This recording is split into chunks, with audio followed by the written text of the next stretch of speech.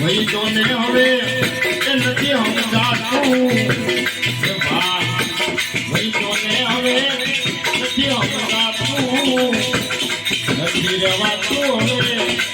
નથી રહેવાતું મને કહું દીકરાની વાતું મને કહું મનડાની વાતું નથી રહેવાતું હવે નથી રહેવાતું